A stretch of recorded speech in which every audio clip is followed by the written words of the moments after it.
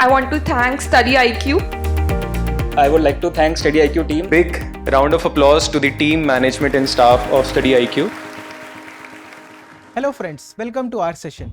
मेरा नाम अंकित तिवारी और हमने जो CSAT इन 10 मिनट की सीरीज स्टार्ट की है, जिसमें हम लोग every day we are going to cover a concept plus a UPSC question. और ग्रेजुअली अगर हम देखेंगे तो मे एंड जब आपका प्रीलिम्स का एग्जाम होगा तो we are going to cover at least 200 concepts with relevant questions. तो चलिए सेशन को स्टार्ट करते हैं।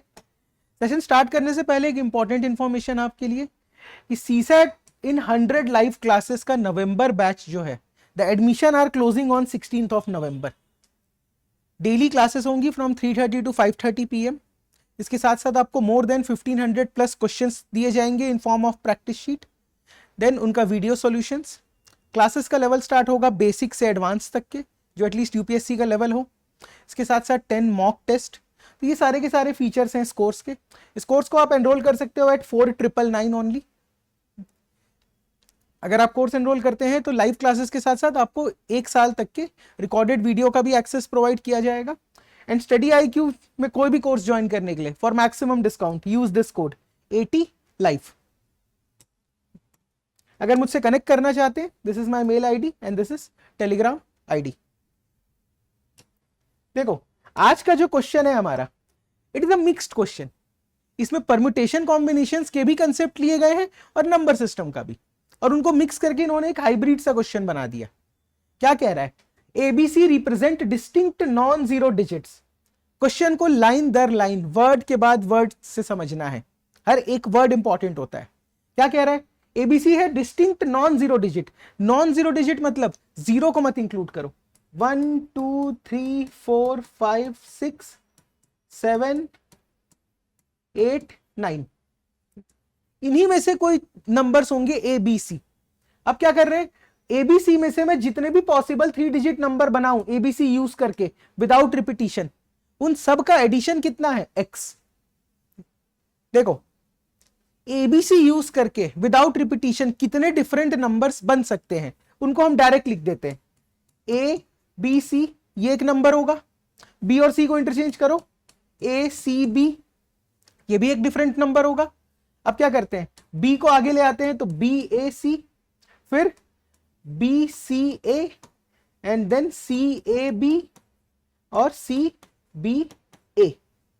अगर परम्यूटेशन का क्वेश्चन होता तो बस ये पूछता कि कितने डिफरेंट नंबर्स जनरेट हो सकते हैं, तो काउंट करेंगे तो कितने डिफरेंट नंबर्स हुए? 1 2 3 4 5 6, 6 डिफरेंट नंबर्स आप जनरेट कर सकते हो ABC चूज करके। ठीक, अब क्या कह रहा है कि X is sum of all these numbers. इन सब का एडिशन जो है वो है X, और X के बारे में कुछ 2 स्टेटमेंट्स दिया हुआ है। तो आई होप क्वेश्चन समझ में आ गया होगा। ये ABC क्या हो सकते हैं? इन 9 डिजिट्स में से कुछ भी एक। ठीक, और उनके डिफरेंट कॉम्बिनेशन का जो सम होगा वो है X। तो पहला स्टेटमेंट बोल रहा है X की लीस्ट वैल्यू है 1332 और X की 3 डिजिट ग्रेटर वैल्यू होगी, ग्रेटेस्ट वैल्यू 888। ये हमको चेक करना है। तो देखो, ABC को अगर मैं कुछ भी चूज करूं, मान लो A को मैं ले लेता हूं 6, B को ले लेता हूं 1 और C को ले लेता हूं 9, तो कितने डिफरेंट नंबर्स बन सकते हैं? 6 9 6 1 9 6 9 1, फिर हो जाएगा 1 6 9 1 9 6 और 9 1 6 एंड 9 6 1। इन सब का एडिशन ये आएगा X। ठीक, ये क्वेश्चन है मेरे पास, बट बोला क्या है?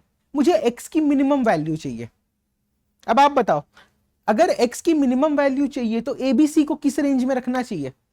क्योंकि ये तो एडिशन की बात कर रहा है, तो ABC को 1 2 3 वाले रेंज में होना चाहिए।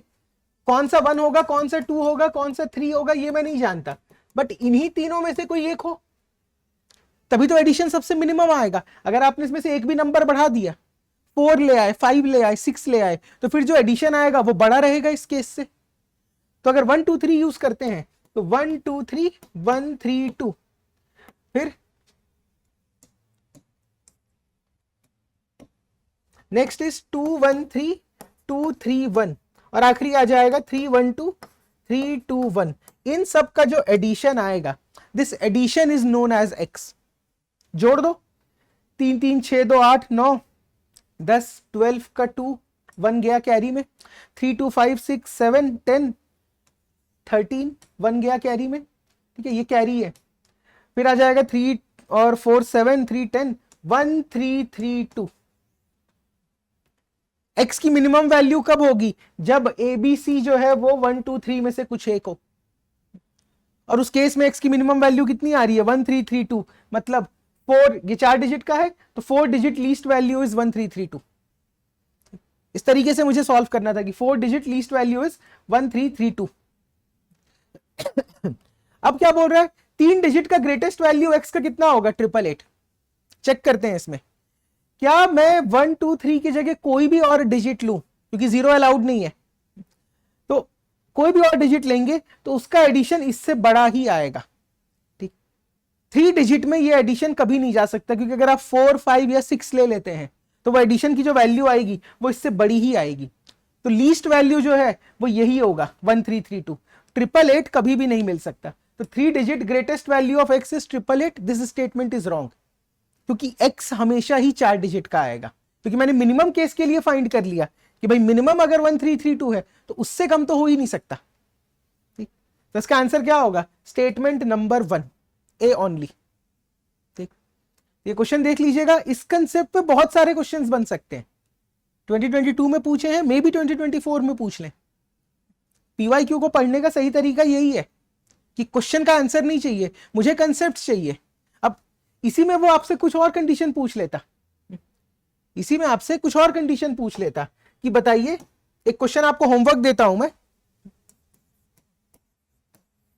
क्वेश्चन हो जाएगा x रिप्रेजेंट, इसका आंसर मुझे बताना कमेंट करके। x represent sum of all possible 3 digit numbers formed by distinct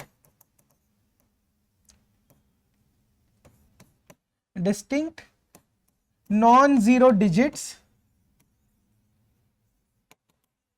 which are divisible by 3। अब बताइए x की वैल्यू क्या आएगी, या x के फैक्टर्स क्या क्या आएंगे, x के नंबर ऑफ डिविजर्स कितने होंगे। इस तरीके से कुछ भी क्वेश्चन फ्रेम कर सकता है, इसी कंसेप्ट पे बेस्ड, इसी कंसेप्ट पे बेस्ड। तो आपका क्वेश्चन क्या है इसमें? Find number of factors. अगर नहीं आता है तो हम किसी और क्लास में कवर करेंगे। Find number of factors of x, this is the question. x की वैल्यू कैसे फाइंड करोगे? देखो, पॉसिबल 3 डिजिट नंबर्स यूज करने हैं मुझे, वो डिजिट्स क्या होने चाहिए? Distinct non zero digits which are divisible by 3। अब 1 से लेके 9 के बीच में 3 से डिविजिबल वाले कितने डिजिट्स होते हैं?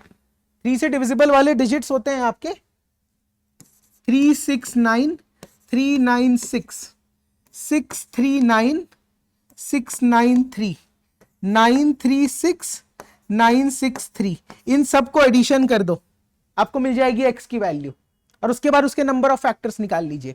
This is your homework question, this is your homework question. जैसे मैंने बताया था कि अगर 100 लाइव क्लासेस में फिनिश करना है तो बैच इज स्टार्टिंग फ्रॉम 16 नवंबर। अगर इस कोर्स के फीचर्स देखें हम लोग तो कॉम्प्रिहेंसिव कवरेज, बेसिक से एडवांस लेवल, क्योंकि मैं जानता हूं कि सीसैट में सबसे ज्यादा प्रॉब्लम किनको हो रही है? जिनका 10th के बाद मैथ्स से कहीं ना कहीं कनेक्शन छूट गया था, कहीं ना कहीं 10th के बाद मैथ्स से कनेक्शन छूट गया था। तो उनके लिए ये कोर्स डिजाइन है कि बेसिक से एडवांस, क्वांट, रीजनिंग, इंग्लिश, ये तीनों पोर्शन कंप्लीट किए जाएंगे कॉम्प्रिहेंसिव वे में। 2013 से लेकर 2023 तक के PYQ का डिस्कशन। प्रैक्टिस शीट में you are getting more than 1500 plus questions, doubt sessions, bilingual teaching, 10 full length mock test syllabus के कंप्लीशन के बाद। तो ये भी इस कोर्स का फीचर है। इसके अलावा आप देखेंगे तो यूपीएससी में 50% क्वेश्चन सीसैट के क्वांट सेक्शन से आते हैं या मैथ्स सेक्शन से। तो we are going to cover it in 60 classes. Reasoning cover होगा 25 क्लासेस में और इंग्लिश कवर होगा 15 क्लासेस में। इसके अलावा this is an indicative list, ये टॉपिक से ज्यादा चीजें कवर होंगी क्लास में, बट ये एक इंडिकेटिव लिस्ट है। अगर कोई सेल्फ प्रिपरेशन करना चाहता है तो भाई क्वांट अगर पढ़ रहे हो तो बेसिक लेवल पे ये सारे टॉपिक्स आने चाहिए, ठीक है, बेसिक लेवल पे। अगर रीजनिंग पढ़ रहे हैं तो बेसिक लेवल पे ये सब आना चाहिए। इसके अलावा if you want to cover GS preparation also, if you want to cover GS comprehensively along with CSAT, तो you can join P2I batch 3। अलग अलग मोड में स्टार्ट हो रहा है। अगर प्योर इंग्लिश बैच ज्वाइन करना है starting from 17th November, English batch 15th नवंबर और हिंदी बैच 10th नवंबर। कितने प्राइस में आप एनरोल कर सकते हैं? 24,999। एंड स्टडी IQ के किसी भी कोर्स के लिए यूज द कोड 80 लाइफ। अगर फीचर्स देखें इसके तो ये बहुत सारे फेजेस में डिस्ट्रीब्यूटेड है ये कोर्स। फेज 1 में हम लोग foundation phase, we are going to cover basics of everything, जो टोटल हमारे 4 जीएस पेपर हैं। उसके बाद से प्रीलिम्स फेज स्टार्ट होगा, we are focusing on prelims only. Mains phase start होगा after prelims exam and then interview phase. इसमें अगर मैं और डिटेल में जाऊं कि जो मेंस फेज है उसमें क्या चीजें होंगी, तो crash course on ethics and essay, theme based classes होंगी। देखो जब हम बेसिक पढ़ते हैं तो हम बुक वाइज पढ़ते हैं प्रीलिम्स के लिए, बट जब मेंस की बात आती है तो हमें थीम वाइज पढ़ना पड़ेगा कि अनएम्प्लॉयमेंट के पे एक अलग से लेक्चर हो, बैंकिंग एंड मॉनेटरी इश्यूज पे एक अलग से लेक्चर हो, ठीक। तो इस तरीके से थीम बेस्ड क्लासेस होंगी, polity, governance, social justice, economy, environment. उसके बाद revision classes of current affairs और सिमुलेशन टेस्ट एसए का, जीएस का एंड टोटल। तो these are the programme structure of this foundation batch. And इसके साथ साथ अगर आप मैथ्स ऑप्शनल बैच चूज कर रहे हैं, मैथ्स की क्लासेस एंड सीसैट की classes will be conducted by me only. तो नवंबर बैच का एडमिशन क्लोज हो रहा है ऑन 8th ऑफ नवंबर। चलिए आज का सेशन एंड करते हैं। होमवर्क वाले क्वेश्चन का आंसर बताना मुझे, ठीक। एंड कल जो है फिर एक नेक्स्ट टॉपिक के साथ हम लोग आएंगे। Thank you. Study IQ IAS, अब तैयारी हुई अफोर्डेबल।